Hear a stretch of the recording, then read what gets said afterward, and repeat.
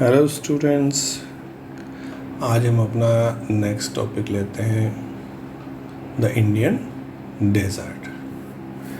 अब देखिए थोड़ा सा डेजर्ट के बारे में देखते हैं, कहाँ से कहाँ तक चलेगा ये, किस तरीके से अपने को। The north west of the Aravalli hills. Aravalli हमें पता है कि थोड़ी सी तिरछी है, साउथ वेस्ट से लेके नॉर्थ ईस्ट की तरफ जाती है, यानी कि गुजरात से लेके दिल्ली की तरफ जाती है, और ये ऑलमोस्ट जो राजस्थान को है दो पार्ट में डिवाइड कर देती है ना। तो अरावली के नॉर्थ वेस्ट के अंदर क्या है, ग्रेट इंडियन डेजर्ट पड़ता है। ये बनता भी अरावली की वजह से ही डेजर्ट वहाँ पे बना हुआ है, ग्रेट इंडियन डेजर्ट। तो ये वहाँ पे डेवलप होता है। It is a land of undulating topography dotted with longitudinal dunes, जिनको बरखांस कहा जाता है। अब वहाँ पे क्या है, इस लैंड के ऊपर लहरदार आपको स्ट्रक्चर्स नज़र आएंगे, जैसे सांप की लहर होती है या अपने वेव्स जो होती हैं सी के अंदर, उस टाइप से लहरें से। और वो कौन से हैं, वो लॉन्गिट्यूडनल ड्यून्स हैं, सैंड ड्यून्स हैं। उस सैंड ड्यून्स के अकॉर्डिंग आपको वहाँ पे वो फिगर नज़र आएंगे, जैसे ये आपको पिक्चर नज़र आ रही है यहाँ पे, है ना। तो इस तरह के सैंड ड्यून्स जिन पे लहरें बनी हुई है, ऐसा लगता है जैसे पानी के अंदर पत्थर मार दियो, लहरें उभरी हुई हो, और ये अप एंड डाउन इस तरह से डॉटेड आपको ड्यून्स भी नज़र आएंगे। ठीक, फिर क्या है, इस एरिया के अंदर डेजर्ट में लो रेनफॉल होगी। पूरे साल में 150 mm से कम बारिश हो जाती है, 150 mm से कम बारिश होती है यहाँ पे। एरिड क्लाइमेट, दैट मीन्स सूखा क्लाइमेट है, ड्राई क्लाइमेट है यहाँ पे। वेजिटेशन बहुत कम है, लो वेजिटेशन कवर है यहाँ पे। It is because of this characteristics feature that this is also known as a Marusthali. ठीक है, इसको मरुस्थली भी कहा जाता है। It is believed that during the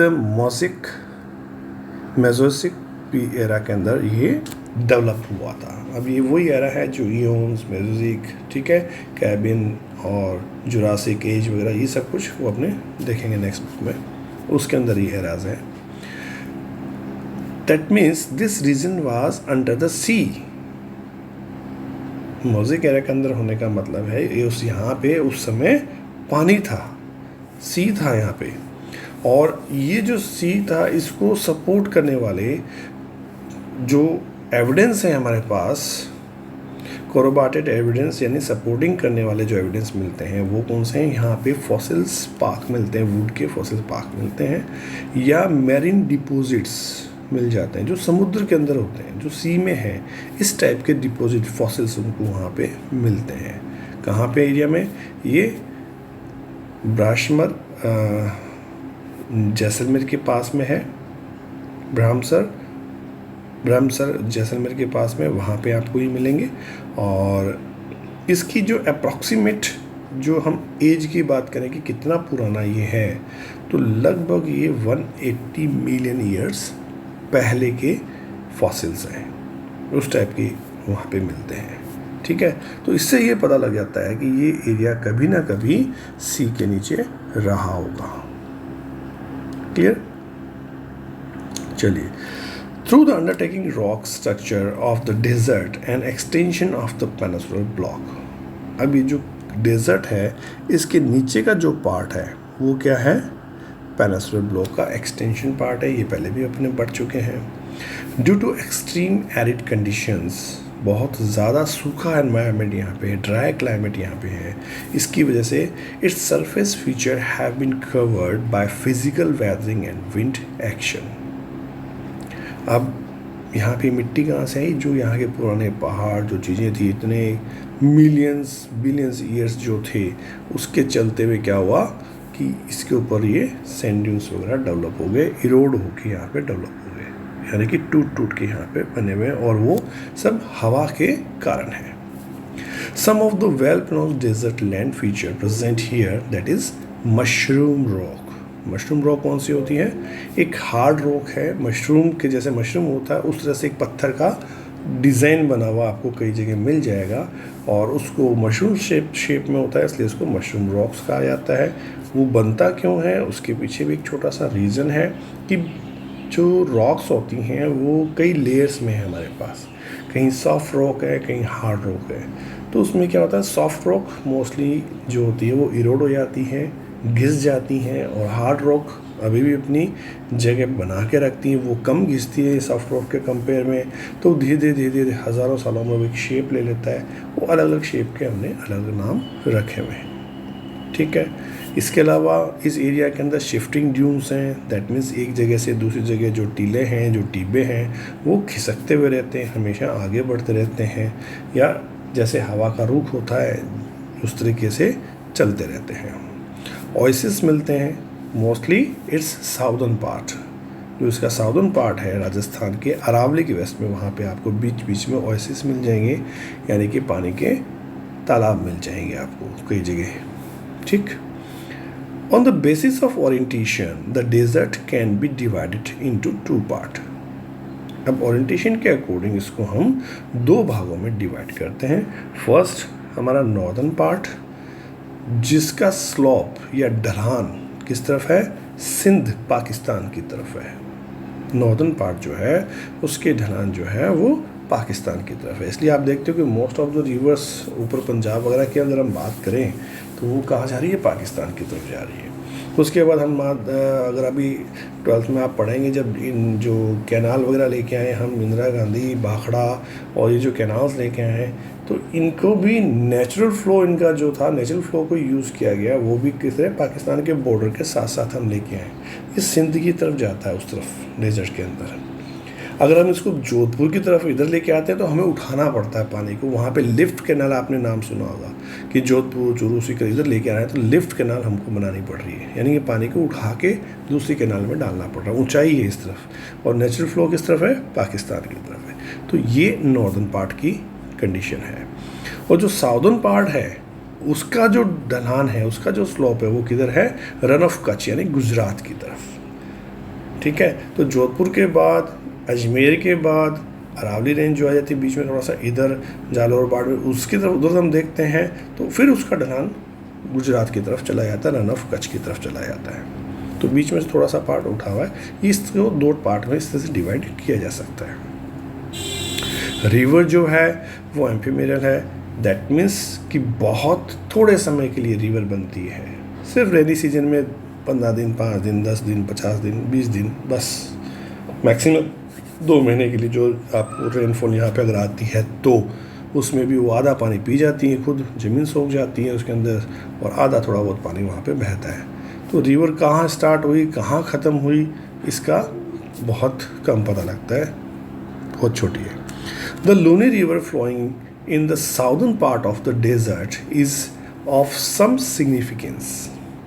एक लूनी रिवर है थोड़ी सी, जो काफ़ी लंबी है यहाँ पे इस पार्ट के अंदर, और लेकिन वो भी क्या हो जाती है, गायब हो जाती है बीच में। Low precipitation and high evaporation, sunlight full पड़ती है तो जितना पानी है वो भाप बन के उड़ जाता है। पानी, बारिश कम होती है वहाँ पे तो कई जगह वाटर की कमी हो जाती है, वाटर डेफिसिट रीजन यहाँ पे बढ़ गए, पानी की कमियाँ यहाँ पे होती है। There are some streams which disappear after flowing for some distance and present a typical case of inland drying by joining the lake or पलाया। कुछ रिवर्स जो हैं कुछ दूरी तक बहते हुए या कुछ किलोमीटर्स की होने के बाद वो क्या करती है, सम ऑफ किलोमीटर्स गायब हो जाती है, क्योंकि पानी नहीं होता, आगे जाने का रास्ता ही नहीं होता, पानी आया नहीं है तो जाएगा कहाँ पे। तो ये कंडीशन इनकी थोड़ी सी बन जाती है उसके अंदर। और कुल मिला के जो यहाँ पे जो बात है कि लास्ट में जो अगर उसको जगह मिल गई, रिवर को पानी फैलने की जगह मिल गई, तो वो लेक में कन्वर्ट हो जाती है, और ऐसी लेक को क्या कहते हैं, पलाया कहा जाता है यहाँ पे, ठीक है।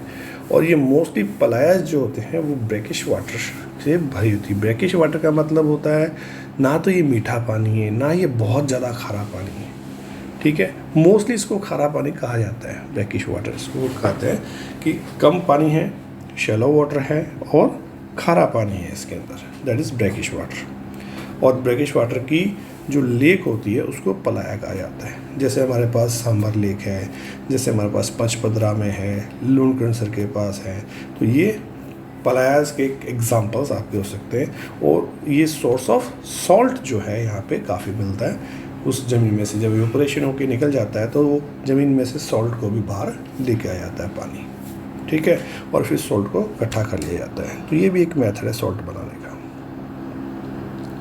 चलिए, डेजर्ट के बाद हम कोस्टल प्लेन की बात करते हैं। वापस हम साउथ की तरफ चलेंगे, जिसमें ईस्ट और वेस्ट साइड में आ गए।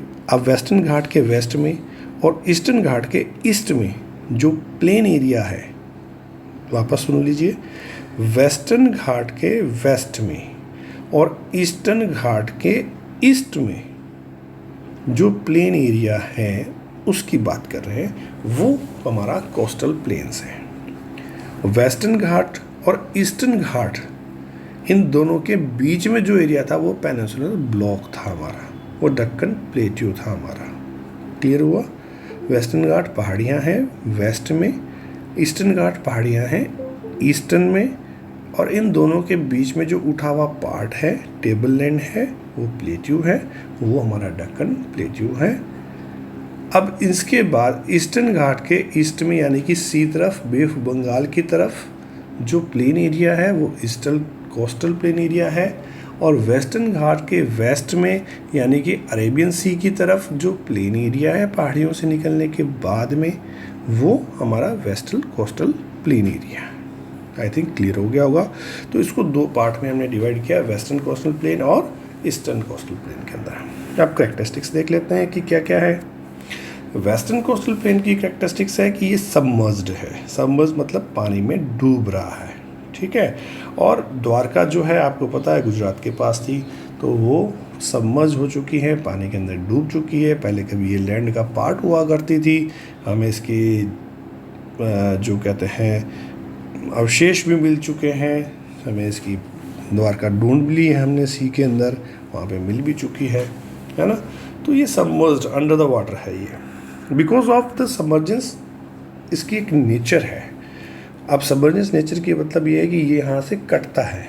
अब सबमर्जेंस क्यों है वो भी एक रीज़न बताता हूँ, क्योंकि यहाँ पे कोई बड़ी रिवर नहीं है। वेस्टर्न घाट से जितनी भी रिवर्स निकलती हैं वो सारे के सारे ईस्ट फ्लोइंग है, यानी कि ईस्टर्न घाट की तरफ फ्लो करती हैं। तो सारा जितनी बारिश वेस्टर्न घाट में होती है वो पानी कहाँ जाता है? ईस्ट साइड में चला जाता है। वेस्ट साइड में पानी बहुत कम आता है, तो इधर कोई रिवर नहीं है, एक चीज़। दूसरा, इधर कोई भी रिवर डेल्टा नहीं बनाती, ठीक है। एस्चुरीज बनाती हैं, जो रिवर बनाती हैं, डेल्टा नहीं, एस्चुरी। एस्चुरीज का मतलब होता है डेल्टा का छोटा सा पार्ट, क्योंकि रिवर निकलती हैं। अब वो रिवर निकलती फास्ट होती हैं, फास्ट होती सीधा सीधा जाके सी में मिल जाती हैं, क्योंकि उसको प्लेन एरिया मिलता ही नहीं बहुत लंबा चौड़ा, बहुत छोटा सा प्लेन एरिया मिलता है। तो 20-50-100 किलोमीटर का एरिया मिलता है, तब तक वो रिवर अपनी जितना भी सेडमेंट्स लाती है सीधा सी के अंदर डाल देती है। तो वो बनता ही नहीं, वहाँ पे डेल्टा बनने का टाइम ही नहीं मिलता उसको, डेल्टा बनाने का, डिपोजिशन करने का टाइम ही नहीं मिलता उसको। तीसरी चीज़ कि जहाँ से रिवर निकलती हैं वो पुराने माउंटेन्स, बहुत पुराना लैंड मास है हमारा, हिमालय की तरह कच्चा नहीं जिसमें से मिट्टी वगैरह बहुत ज़्यादा आ जाए, पक्का है, बहुत सॉलिड है, पक्के पत्थर है वहाँ पे, ग्रेनाइट वगैरह ये सब मिलते हैं। तो उन पत्थरों को काटने में उसको हज़ारों साल लगते हैं, सेडमेंट कम होता है उसमें, वो निकल जाता है। तो बहुत से रीज़न्स हैं ये, ठीक है। चलिए, तो नेचुरल कंडीशन जब हमें ये सबमर्ज्ड मिलता है, दैट मीन्स यहाँ पे गहराई है। जस्ट जैसे निकला माउंटेन के बाद थोड़ा सा प्लेन एरिया गया, प्लेन एरिया के बाद सीधा सी स्टार्ट हो गया। तो सी भी कितना है, सी के अंदर भी सीधी गहराई है। जैसे एक स्विमिंग पूल के अंदर अपन जाते हैं ना, तो क्या होता है हमारे पास, पहले 1 फुट का पानी, फिर 2 फुट का पानी, फिर 5 फुट का, फिर 4 फुट का, फिर 8 फुट का। तो जाते जाते हमें करीब 50 फुट हम लंबे जाते हैं, तब जाके हमें 5 फुट 6 फुट गहरा पानी मिलता है। और एक आपको कह दिया जाए कि ये दीवार है साहब, और आप यहाँ से कूदिए, नीचे 20 फुट गहरा पानी है। तो वो जो कंडीशन है वो सबमर्ज की है, जो 20 फुट गहरा पानी है। और वो जो कंडीशन जिसमें स्विमिंग पूल में जैसे हम धीरे धीरे नीचे अंदर जाते हैं, वो है इमर्जिंग कंडीशन, जो ईस्टर्न कोस्टल प्लेन पे हमको मिलती है, ठीक है। तो नेचुरल कंडीशन क्या है, सबमर्जेंस है इसकी, यहाँ पे पानी ही होता, तो हार्बर या जो पोर्ट्स बनाने के लिए ये बेस्ट है। तो वेस्टर्न कोस्टल एरिया के अंदर जितने भी पोर्ट है वो मोस्टली नेचुरल पोर्ट है, ईजिली डेवलप होते हैं।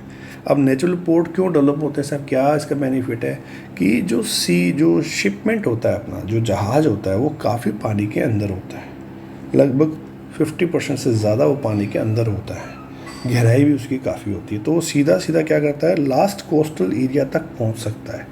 अदरवाइज़ क्या होगा, नीचे अगर मिट्टी होगी कोस्ट के पास में, 5 किलोमीटर तक मिट्टी है कोस्ट के पास में, और वो धीरे धीरे स्लोप बन रहा हुआ है, तो वो फंस जाएगा, उसको 5 किलोमीटर दूर खड़ा रहना पड़ेगा, अंदर तक थोड़ी आ पाएगा, गहराई होगी तो ही अंदर तक आ पाएगा ना। तो ये उसको नेचुरल कंडीशन प्रोवाइड कराता है। तो यहाँ पे पोर्ट और हार्बर डेवलप है, जैसे कांडला है, मारमागांव है, जेलन पोर्ट है, नावाशावा पोर्ट है, ठीक है, मेजोगांव है, मैंगलोर है, कोचीन है, ये सब नेचुरल पोर्ट्स आपको डेवलप मिल सकते हैं वहाँ पे। सम इम्पोर्टेंट नेचुरल पोर्ट्स भी हैं वेस्टर्न कोस्ट पे, और एक्सटेंड है ये गुजरात से लेके लास्ट केरला तक, यानी north to south west side के अंदर ये सारे के सारे पोर्ट हमें मिलेंगे। अब इन पोर्ट को, जो वेस्टर्न कोस्ट को हम डिवाइड कर सकते हैं अलग अलग डिवीज़न के अंदर। अब फिर हम, जैसे हमने शादरी वगैरह घाट को बांटा था, है ना, वैसे हम इस कोस्टल एरिया को बांट रहे हैं। इसमें काठियावाड़ है, कच्छ है गुजरात के अंदर, ठीक है, कोंकण कोस्ट है हमारा महाराष्ट्र में, गोवा के पास, मालाबार कोस्ट कर्नाटका और केरला के अंदर हमें मिलता है। ये नैरो है कोस्ट, बीच में से नॉर्थ और साउथ के साइड में से थोड़ा सा चौड़ा है, बीच में से बिल्कुल नैरो हो जाता है, यानी कि वेस्टर्न घाट के काफ़ी नज़दीक पहुंच जाता है। रिवर्स जो है इस एरिया की कोई भी डेल्टा डेवलप नहीं करती। मालाबार कोस्ट जो है वो क्या है, डिस्टिंग्विश फीचर रखता है, किस टाइप के, ख्याल्स उसके अंदर है। ख्याल्स किसको कहा जाता है, ये ख्याल्स है हमारे बैकिश वाटर है, बैक वाटर वही हम कहते हैं कि जो खारा पानी इसमें आके भर गया, सी का खारा पानी इसमें भरा हुआ रहता है पुराना, तो उसकी वजह से ये एक तरह से लेक है, लेकिन पानी ना तो सी जितना खारा है ना मीठा है, ठीक है, बैकिश वाटर है।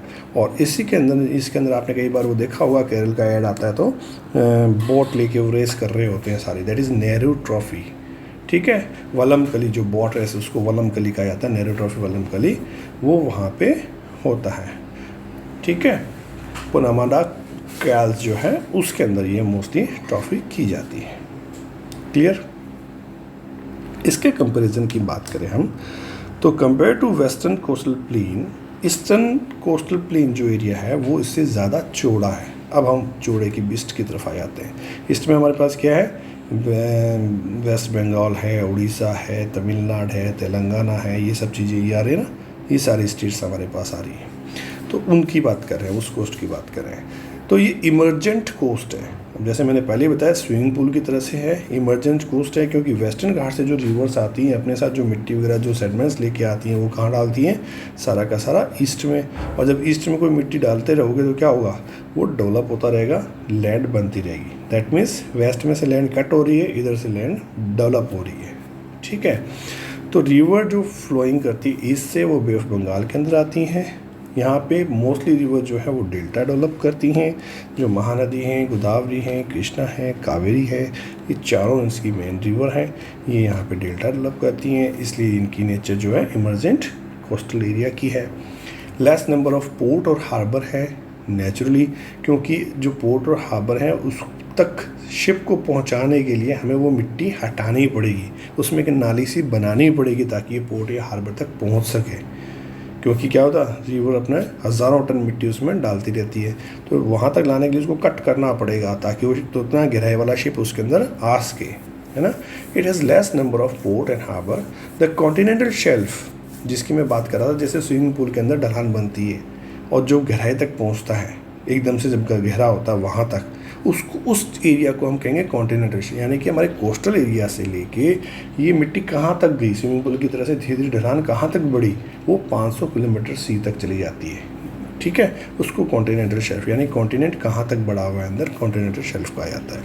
ये भी अपने नेक्स्ट बुक में पढ़ेंगे, कॉन्टिनेंटल शेल्फ क्या होता है, कॉन्टिनेंटल मार्जिन क्या होता है, ब्रेक क्या होता है, कॉन्टिनेंटल ब्रेक क्या होता है, डीप ट्रेंचेस क्या होते हैं, ये सब उसमें आएंगे। ठीक है, तो which make it is difficult for the development of good port and harbours. ठीक है, तो ये आज हमारा टॉपिक इतना कंप्लीट होता है। लेकिन इसके साथ आप देखिए, अब थोड़ा सा इसको वापस मैं एक बार और समझा दूं कि कौन सा एरिया की हम बात कर रहे हैं। फिगर वही लूँगा जो हमारे पास लास्ट में था, पेज नंबर 10 पे आप देख लीजिए। ये देखिए, ये हमारा कोस्टल प्लेन है, रन ऑफ कच्छ नज़र आ रहा है आपको गुजरात में, तो ये ईस्टर्न कोस्टल प्लेन है जो ऊपर नॉर्थ में चौड़ा है। फिर काठियावाड़, ये एरिया हमें नज़र आ रहा है, ये भी हमारा कोस्टल प्लेन एरिया है, बीच में गिर रेंज की साइड में। उसके बाद ये कोंकण कोस्ट नज़र आ रहा है आपको, ये भी हमारा क्या है, कोस्टल प्लेन एरिया का नाम है। ठीक है, जबकि यहीं महाराष्ट्र की अगर मैं बात करूँ तो शादरी नाम है हमारे वेस्टर्न घाट का, कोंकण प्लेन एरिया का नाम है कोंकण। ठीक है, फिर उसके नीचे गोवा, गोवा का नीचे ये मलाबार कोस्ट। ठीक है, इधर हम ईस्टर्न की बात करें, अब देखो यहाँ पे कोई रिवर, आपको छोटे छोटे रिवर हैं, कोई भी वहाँ पे डेवलप नज़र नहीं आई, सिर्फ तापी, नर्मदा, ये दो रिवर है जो ईस्टर्न घाट से निकल के वेस्ट की तरफ आती है। नर्मदा ही छोटा सा ये जो डॉट नज़र आ रहा है, इसको कहते हैं एस्चुरी, ये डेल्टा नहीं एस्चुरी बना रही है, जो डेल्टा का छोटा भाई है, आप ऐसा मान लीजिए इसको, है ना। तो ये वेस्ट में आती हैं। मोस्ट ऑफ रिवर्स, गोदावरी निकली, महानदी निकली, ये आपकी कृष्णा निकली, ये आपकी कावेरी निकली, ये सब इधर डेल्टा बना रही है ईस्टर्न साइड में। तो ये कोरोमंडल कोस्ट हमारा नाम है ईस्टर्न कोस्ट साइड में सबसे बड़ा। अब इसका एरिया देखो, ये यहाँ से ब्रॉड है ना, धीरे धीरे बीच में थोड़ा सा नैरो हुआ, घाट डिसकंटिन्यू हो गए क्योंकि रिवर्स आ रही हैं, और फिर वापस ये नॉर्दर्न सर्कल के नाम से है हमारे पास ईस्टर्न कोस्टल एरिया, और ये फिर यहाँ आगे तक गंगा रिवर वगैरह, ये पूरा कोस्टल एरिया। तो इसके अंदर जो एरिया है ये इमर्जिंग है, यहाँ पे मिट्टी वगैरह ला के रिवर्स डाल रही हैं। क्लियर, तो ये कोस्टल प्लेन हमारे दोनों बात हमने करी थी इस चीज़ के अंदर। तो आज आई थिंक आपको इस यहाँ तक समझ में आ गया होगा। कोई दिक्कत हो तो आप मुझसे पूछ सकते हैं। जिन बच्चों ने अब तक सब्सक्राइब नहीं किया है वो सब्सक्राइब करें, क्योंकि उनको रेगुलर फिर ये वीडियोस मिलते रहेंगे, उनको इन्फॉर्मेशन आती रहेगी। तो सब्सक्राइब करना नहीं भूलें। Thank you.